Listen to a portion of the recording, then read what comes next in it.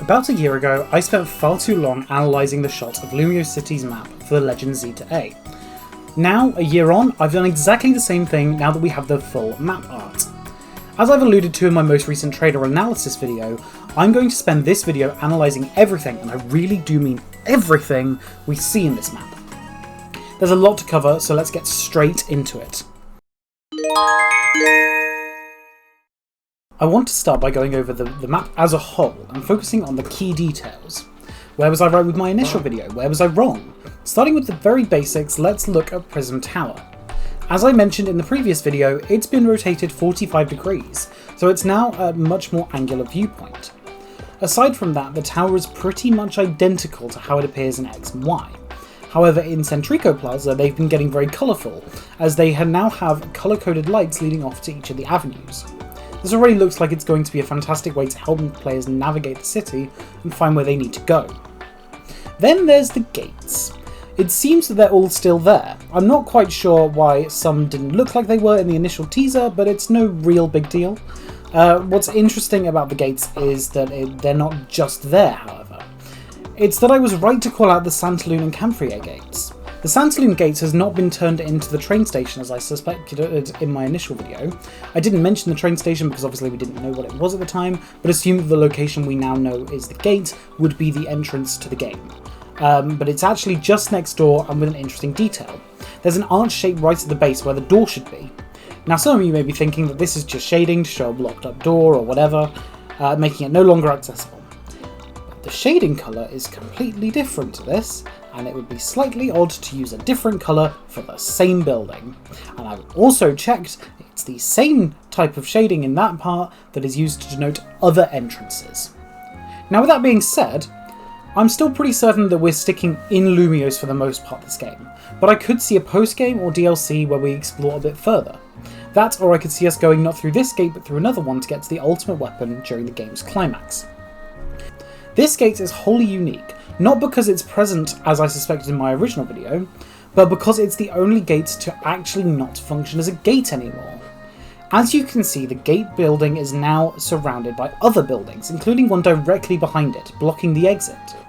At first I thought maybe this was true of the other gates as well, as we don't get the same angle of any of the others, but this is when I went back and looked at the original top-down map from 2024.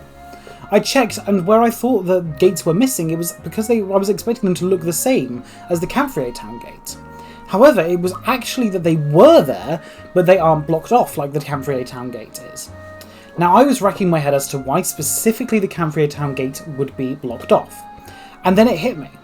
As I mentioned in my previous map video, this is where the ultimate weapon is housed. If you go far enough in this direction, you get to Geosenge Town, which is where the ultimate weapon is. If Quasartico Inc. are trying to secretly do something with the ultimate weapon, then stopping people from being able to go out that way would be a fantastic way to keep your project secret. It's not exactly foolproof because we don't know the state of Reflection Cave and, you know, how you can, whether you can still go through via Shallow City and go through that way, but it's a very good deterrent at the very least. In this redeveloped version of Lumiose, we see that the things are slightly different when it comes to building design.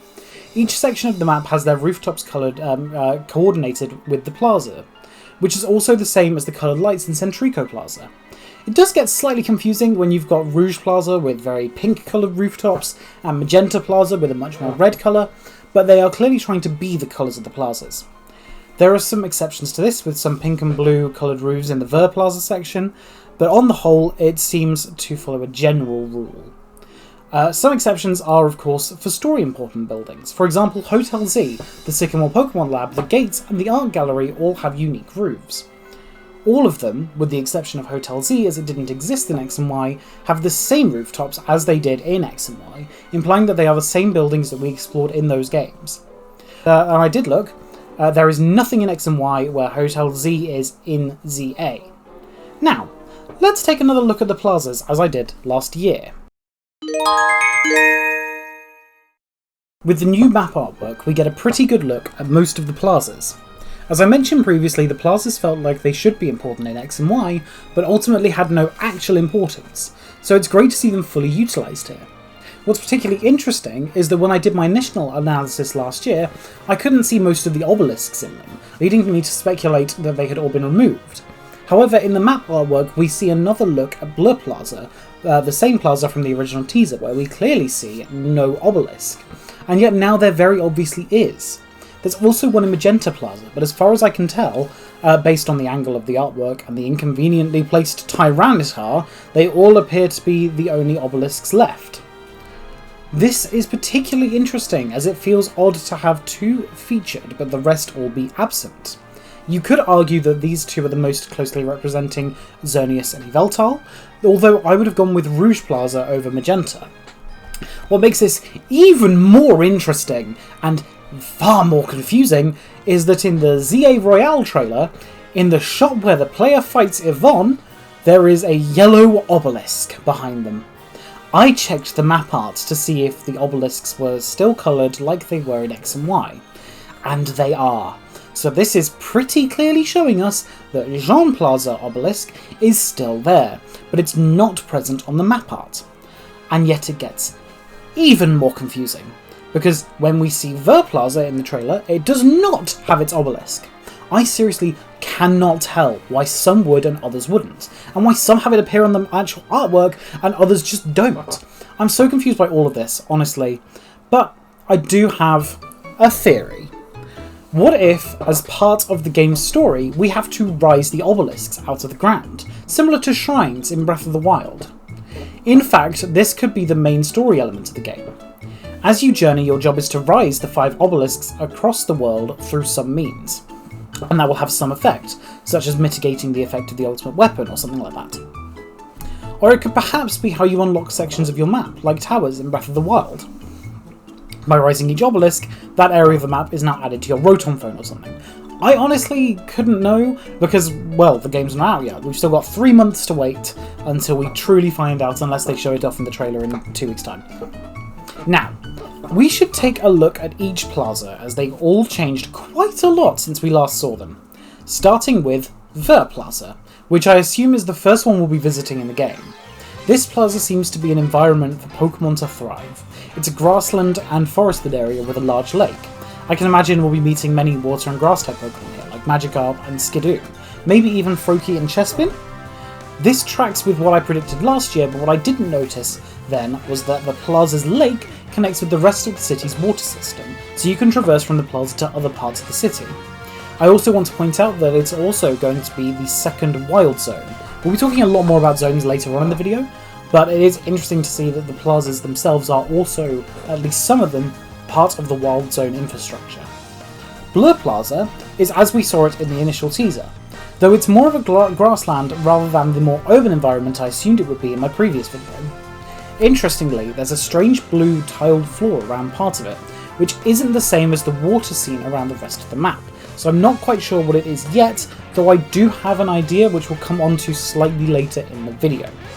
There are also a couple of stalls which, if I had to guess, are most likely services like the massage service and hyper trading. I know they seem like baseless speculation, but given that another plaza is more market focused, I figured this one may be different rather than having shops and stalls around it. Magenta Plaza is a very basic park and appears to be pretty much the same as it was in X and Y, though slightly different as there's more water pockets around the plaza now. Aside from that, however, it looks pretty much as you'd expect, which is what I theorised based on its appearance in the initial teaser, being the most in line with the plazas from X and Y. Now, it's probably just a coincidence, but of course this plaza is nearby where you find Lysander Labs in X and Y, and that is I think it's an underground facility. It looks underground when you go under there, and the floors are labelled B1, B2, B3. But you know, either way, maybe Quasartico did not want to disturb the goings-on underneath that part of the city? Who knows, honestly? I mean, again, we do not know yet. This is all speculation. Given the angle of the artwork, Rouge Plaza is probably deliberately quite hard to make out. There is one standout feature, that being a tall building with no explanation.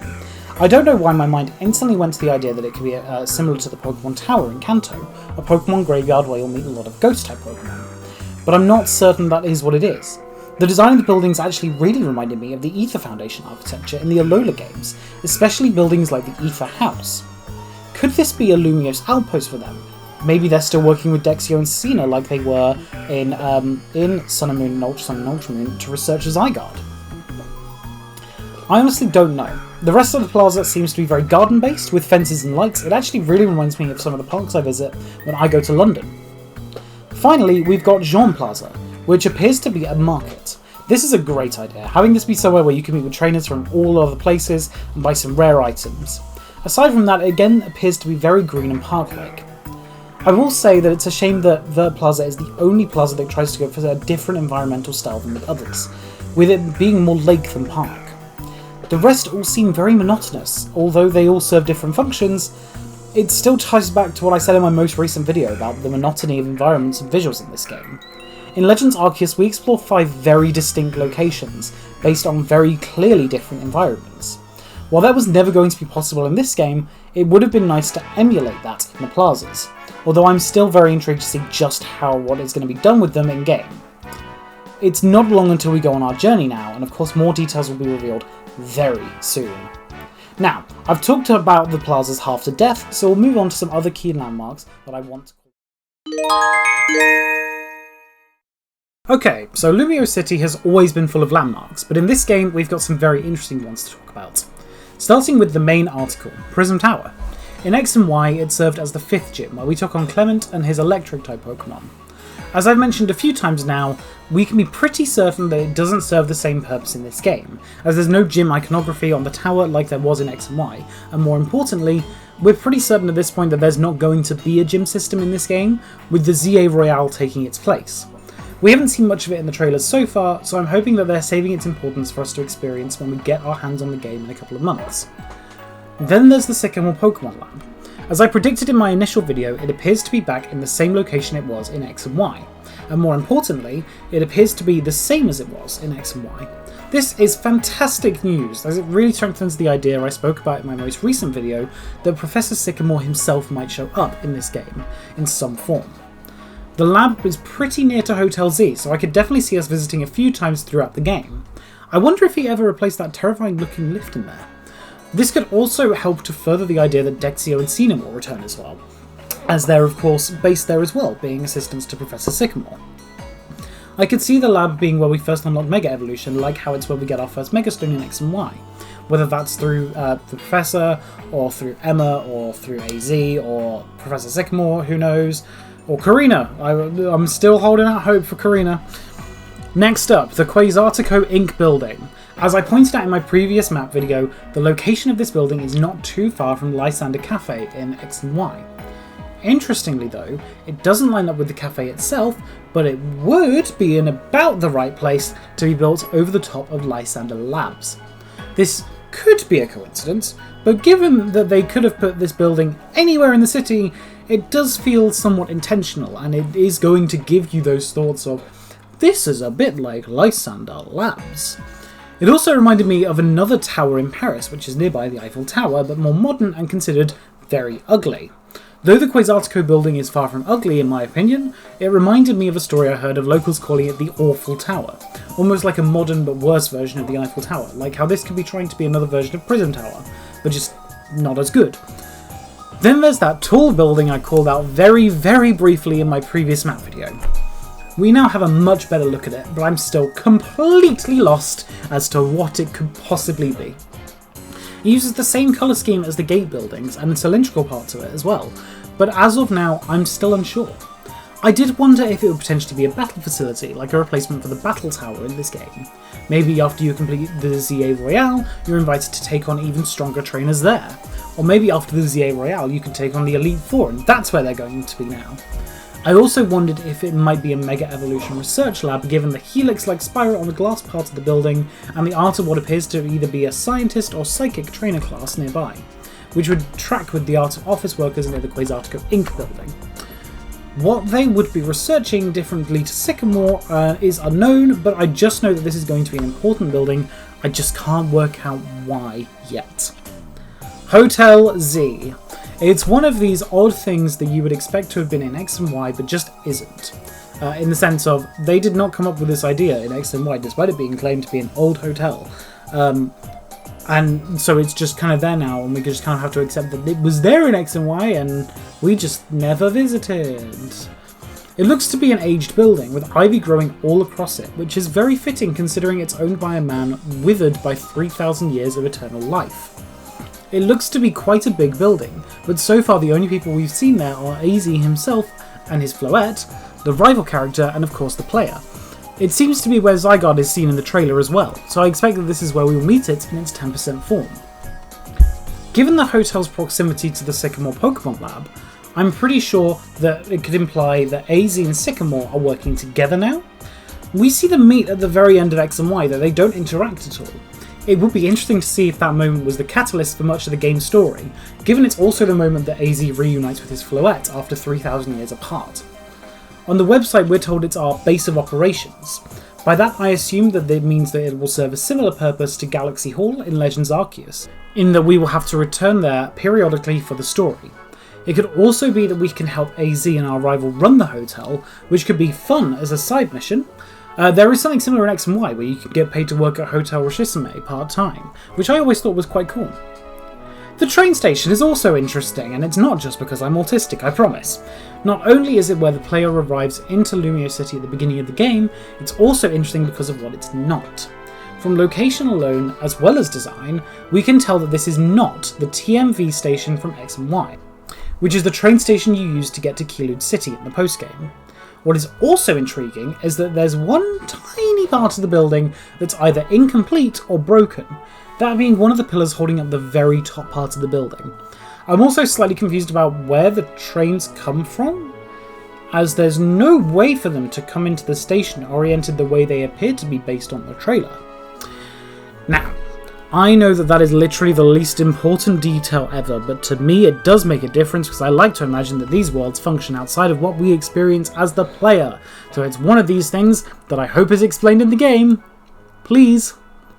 The shopping plaza, seen in the trailer, a glass dome with a number of boutiques in, is in the Rouge Plaza zone, with what appears to be another shopping centre in the same zone just northwest.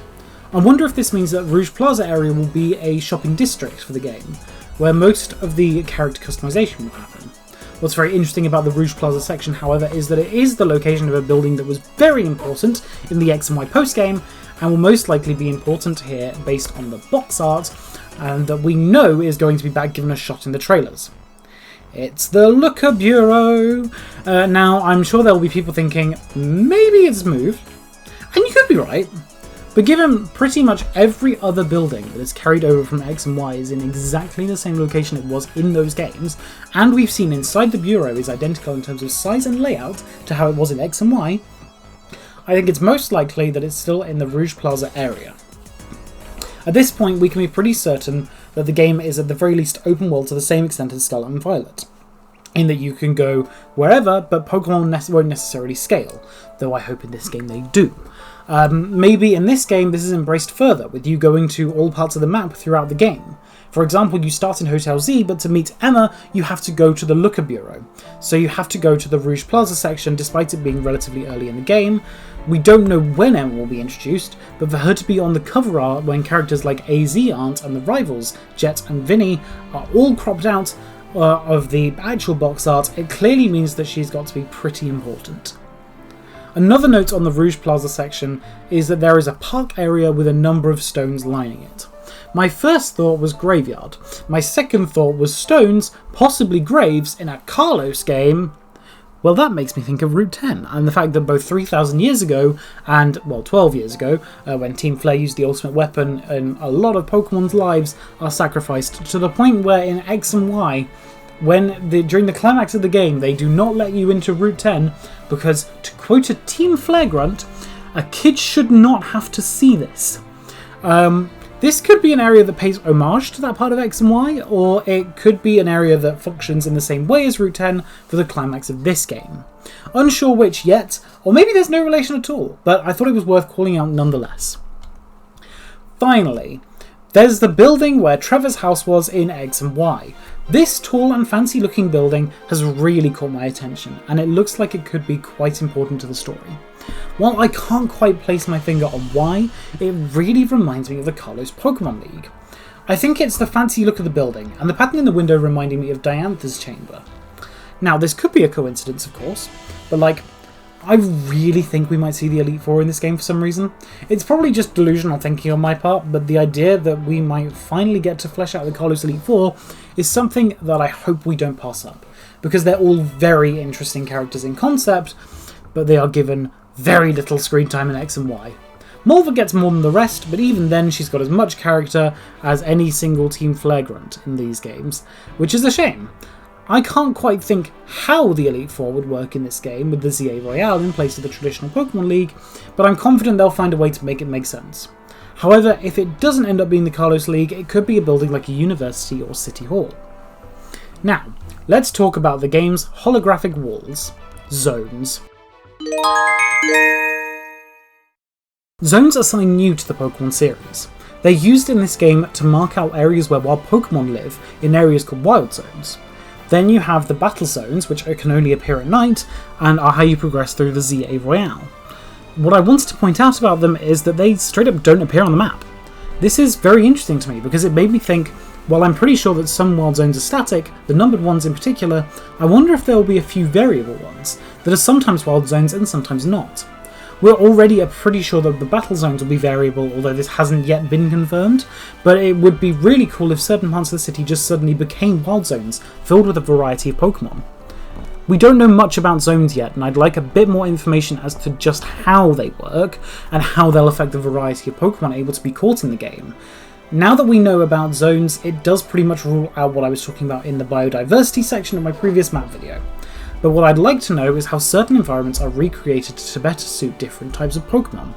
In Wild Zone 8, we see a sandy environment for Sandile and Krokorok, but it seems to not be the beach area, but rather it might be Blur Plaza. I know that sounds odd, but it would answer a couple of our questions. If the blue surface I pointed out earlier can actually change terrain to fit different Pokémon like I predicted for Rouge Plaza, that would make a lot of sense, and it would actually allow us to get a variety of different Pokémon. Maybe one of the stalls there is to change the terrain for a small fee. Maybe that's what you can use the prize coins you get from completing bonus missions in battle zones on. On the topic of battle zones, I'm really intrigued by how these work. They don't appear to be numbered like the wild zones, and the wording on the website is very specific in saying that when night falls, a battle zone appears. This could either imply that there is only one battle zone in the game and you revisit it every night, or it could imply that the location is randomised each night.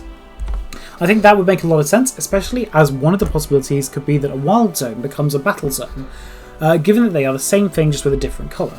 Although we know from the trailer that they can appear where wild zones aren't, as we see it fading into existence in the day-night transition shots in the trailer. I've mentioned scaling a couple of times already, and I want to go further into it here. I could easily see zones as being a way of locking players out of high-level areas. We know that you have to actively enter a zone by passing through a gate, but I would not be surprised at all if you tried to enter, I don't know, Wild Zone 8 at the very start of the game. It would say something like, "You're not ready for this yet, come back when you've reached rank V in the ZA Royale." That way you're able to have an open world without players being able to get too many high level Pokemon early on. There may still be a few super high level Pokemon around, like the Alpha Pokemon in Legends Arceus, but those could be the big reward for just being able to catch them, with how difficult I can imagine it would be. I assume that the same would happen for battle zones. While we know that you can take on higher rank trainers in the zones based on the trailer footage, it may be a case of D-rank trainers or higher only in this zone, or something to lock players out of getting in over their heads with certain battles. Another thing that I really hope for with battle zones is that they stay somewhat challenging in the post-game.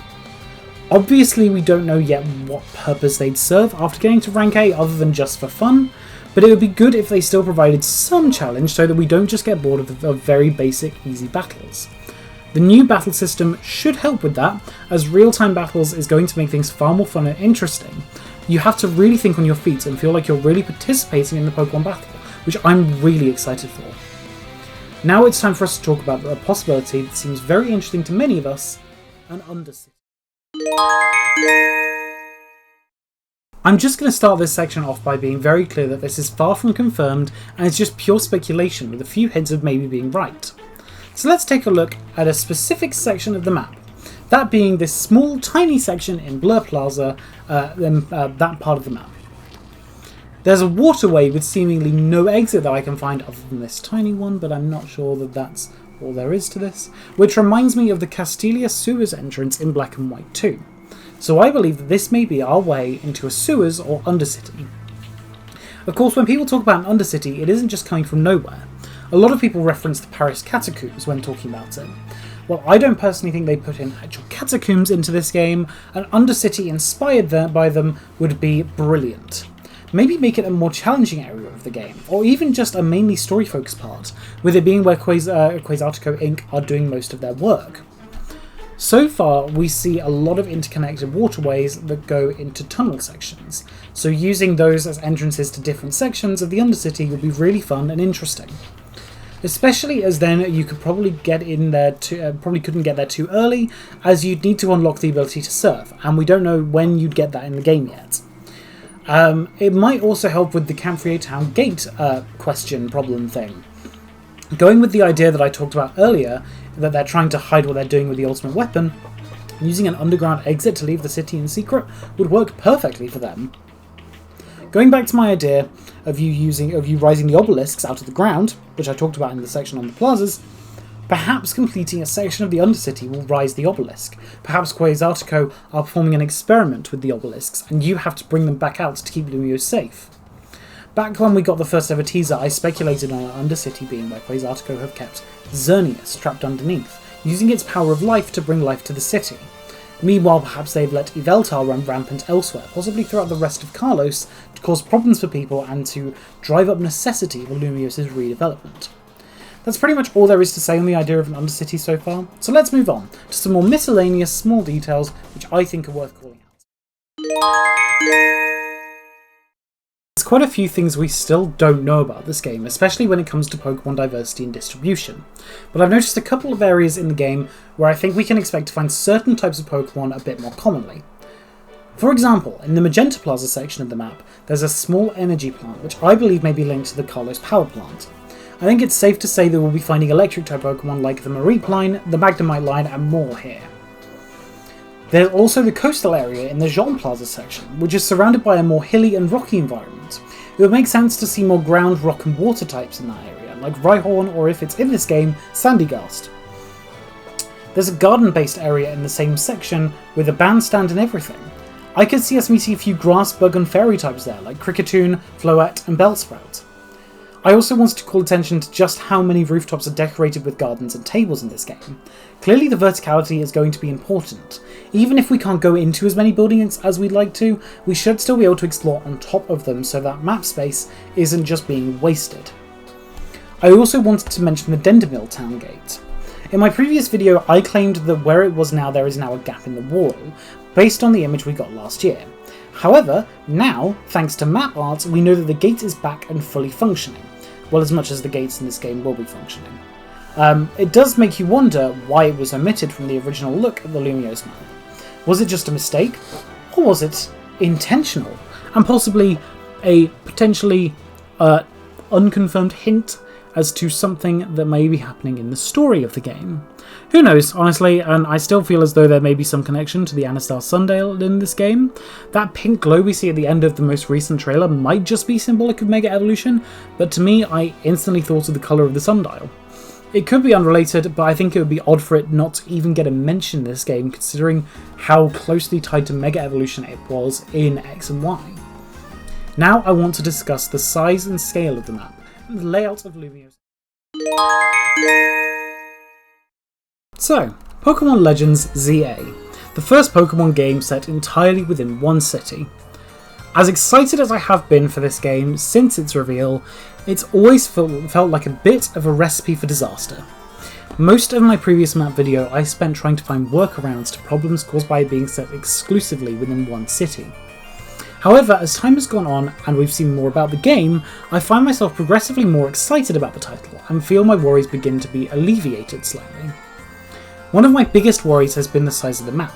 You may remember from my Pokémon Scarlet and Violet review that I was bothered by how small and empty Scarlet and Violet felt.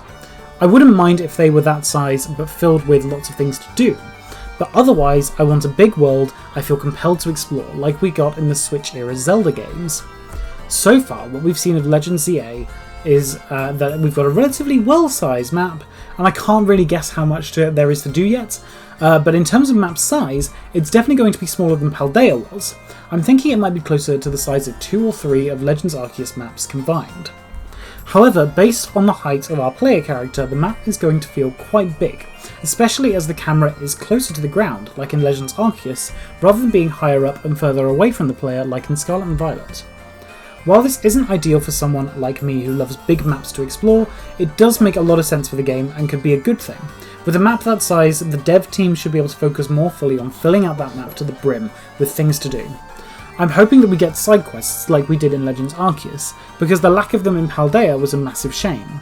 The more that there is to do, the more I can engage with the game as a whole, which is ultimately what I want to do. Like with Mount Coronet in Legends Arceus, Prism Tower is ever present in the gameplay, only ever being obscured by other tall buildings if you're far closer to them. This creates a nice waymarker for players, and will help them to get where they need to go, because if they follow the tower they'll eventually get to Centrico Plaza, which acts as a centre for the map. There are a few good shots we've got to get a good sense of scale. Firstly, we have the shot of Harmony as she stood outside the train station staring down towards Centrico Plaza and Prism Tower. This shot is pretty clear at showing us the distance from the starting area to the centre of the map.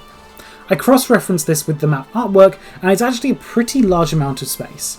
The shot being a straight down shot that goes straight into Prism Tower is going to make it feel smaller, even if there's quite a bit of distance. And this shot is also broken up by Vert Plaza, which feels closer than I would have expected, but still a fair distance away, to the point where you can't make out the Wild Zone barrier.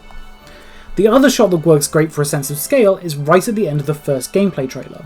With Zygon on the roof of Hotel Z, we can very clearly see the distance between there and Prism Tower, as well as the Quasartico Inc. building. The latter is so far in the distance that it's almost hard to make out, though that's what you would expect as it's pretty much the other side of the map. It still gives you a good idea of the explorable area for this game. You can see a considerable distance between Hotel Z and Prism Tower, and Hotel Z is about halfway between the train station and Ver Plaza, so there's quite a big chunk of space that you can't see here as well. It all has me very excited, as this game is clearly going to be bigger than I gave it credit for in my previous analysis. As for the layout, I quite like how the area surrounding each plaza feels like its own section of the map. I think that works really nicely as a way to segment the map in a way that feels natural and can make navigating a generally monotonous map much easier. I think that important locations are sufficiently spaced out to where the map feels fully utilised, rather than feeling like they tried to cram all of it into less space.